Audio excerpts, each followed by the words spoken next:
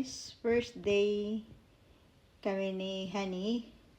Ongoing kami sa Luxembourg. So, just now, exit kami sa Verdun. So, nasa highway na kami yan guys.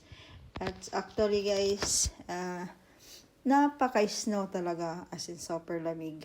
So, ngayon, tingnan mo yung mga daanan guys, puting-puti na parang nasa langit na kami. But this is my best experience na first time ako guys na magbiyahe na with the snow.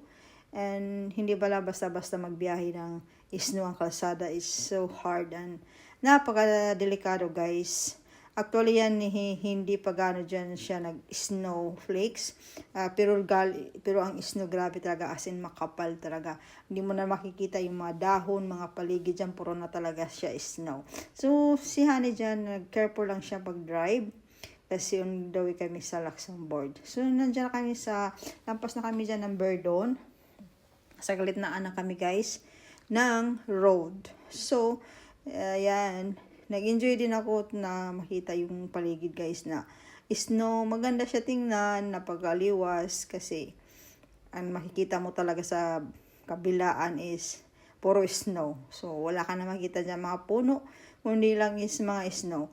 First time ko maka-experience ng ganito guys kasi and the best kasi kasama ko pa si Honey. So naging masaya ako kasi hindi ko na to rin maranasan sa buhang buhay ko kasi ang ganda pala tingnan ang snow. Pero mahirap pala maninirahan sa snow kapag hindi ka sanay. At saka pag biyahe din pala, hindi rin pala basta-basta magbiyahe sa yung lalo pag gabi, yung madilim na kasi hindi mo na makita yung kalsada guys. Yung snow nasa gitna na medyan matagal na pag hindi mo makita masasagasaan mo, snow pala yun. So delikado pala talaga. Kailangan talagang bagal, dahan-dahan lang yung pag-drive mo kasi as in hirap talaga, tapos madilim pa kung maabutan ka ng dilim. So, akala ko is easy lang. Totoo pala yung nakikita ko sa pelikula, nakikita ko sa mga TV, na yung nadidisgrasya, na ganito, ganyan. Ngayon ko na-realize, yung actual ko talaga na-experience, na hindi pala basta bumiyahe na lalo na pag snowflakes kasi babanda talaga yung snow sa kotse.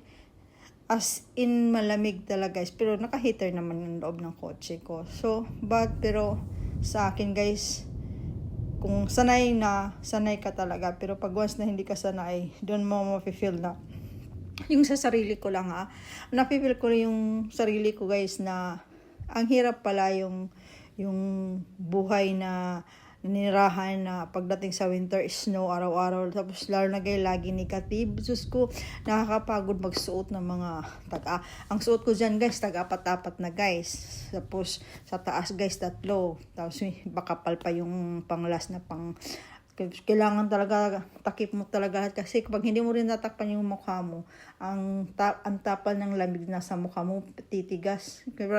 Parang matigas yung mukha mo sa lamig. Kasi hindi ka nga sanay. Parang sanay ka lang sa normal na lamig. Kaya yung iba. Pero actually guys nandun ako ng time na yun dyan sa Verdun. Mayroon pa ako nakikita minsan guys, nagsushort pa, parang naisip ko sanay talaga sila sa lamig. O talagang hindi rin nila ramdaman ng lamig. Imposible naman do. Kasi tao lang tayo, nakakapil tayo ng lamig. Pero nakikita ko guys, Diyos ko, ako dito naninigas na. Diyos ko, doble na. Nakakapagod na nga magsuot ng pang-warmer. Tapos nakikita ko sila, minsan hindi nagbubunit. Parang normal lang talaga sa kanila ang lamig. Pag sanay na sanay ka na talaga. Tapos inisip ko yung mga lugar na mga Antarctica, Iceland. Diyos ko, paano sila nabubuhay doon? Sa Greenland, grabe naman gazot doon talaga kasi yellow na. Diyos ko, ako siguro doon wala na. Hindi ako pwede doon talaga. Pang Pilipinas lang talaga ang beauty ko guys. Kasi alam niyo na, senior citizen